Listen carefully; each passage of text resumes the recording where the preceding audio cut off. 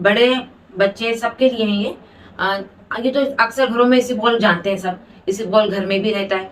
तो दही में मिला के इसे थोड़े से पतले दही में, गाढ़े दही में नहीं, पतला थोड़ा सा पानी में आप दही मिलाएं, इसको फेंटे, फेंटने के बाद जब दही मतलब वो पतला वो हो जाएगा, गाढ़ा हो जाएगा, तो आप इसमें इसीबगोल डाल के फौरन पी लें, सही, इससे मोशन रुकते हैं।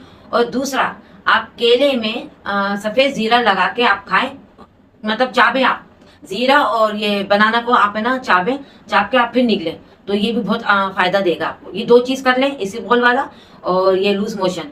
पहले आप ये देखें कि ये आपको मोशन रोकने से आपको कुछ दूसरी मुश्किल तो नहीं हो रही। आप पहले डॉक्टर से रुजू करें कि कुछ, क्योंकि बहुत से लोगों को डायरिया हो जाता है तो वो मोशन रोक देते हैं। तो पहले इस चीज को देखें कोई ऐसी प्रॉब्लम तो नहीं है डायरिया वगैरह। और अगर कोई खाने से लूज मोशन हो जाते हैं, क्योंकि मोशन भी कुछ ना कुछ कोई प्रॉब्लम से होते हैं, तो पहले आप इस चीज को गौर करें। अब आप डायरिया की जरासीम नहीं निकल रहे हैं, अब आप मोशन रोक दे रहे हैं,